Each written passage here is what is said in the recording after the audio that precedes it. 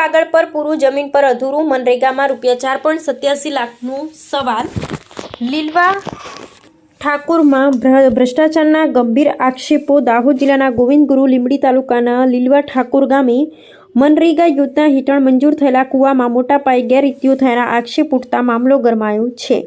Work code number 36798 survey number 12 અને ખાતા number 251 હેઠળ વર્ષ 2021માં અંદાજે ₹4,87,799ના ખર્ચે કૂવો મંજૂર થયો હતો, પરંતુ અરજદાર કામોળ દલસિંહભાઈ હરસિંહભાઈએ ગંભીર આરોપ મૂક્યો છે કે કામ કાગળ પર પૂરું બતાવી નાણાં ઉપાડી લેવાય છે। અરજદારના કહેવા મુજબ ગામના ડેપ્યુટી સરપંચના પુત્ર ખાગુડા કિરીટભાઈ મોહનભાઈ બેંક ઓફ બરોડાના બીસી તેમજ નરેગાના સ્થાનિક વહીવટીતંત્ર GRS અને ટેકનિકલ આસિસ્ટન્ટ સાથે મળી ખોટા મસ્ટર રોલ તૈયાર કરીને નાણાકીય ગેરરીતિઓ આચરી છે। મહત્વનો મુદ્દો એ છે કે કૂવો મજૂરો દ્વારા નહીં પરંતુ JCB અને ઇટાચી મશીનથી ખોદાયો હોવાનું કહેવાઈ રહ્યું છે, છતાં મજૂરોના નામે ખોટી હાજરી બતાવી ચૂકવણી કરવામાં આવી। ટેકનિકલ આસિસ્ટન્ટ દ્વારા ખોટી MB મેજરમેન્ટ બુક બનાવી નાણાં ઉપાડવામાં સહાય થઈ હોવાના આક્ષેપ। અરજદારનો દાવો છે કે છેલ્લા 5 વર્ષથી કામ પૂરું કરી આપીશું જેવા ખોટા વાયદા કરવામાં આવ્યા, પરંતુ હકીકતમાં કૂવો અધૂરો જ છે અને નાણાં ગાયબ થઈ ગયા છે।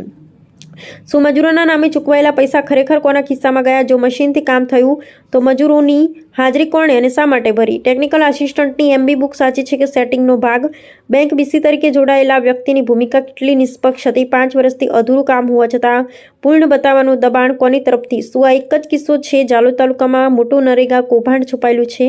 લીલવા ઠાકોરના કેસ ફક્ત એક કૂવો પૂરતો સીમિત નથી, આ સીધો સવાલ છે।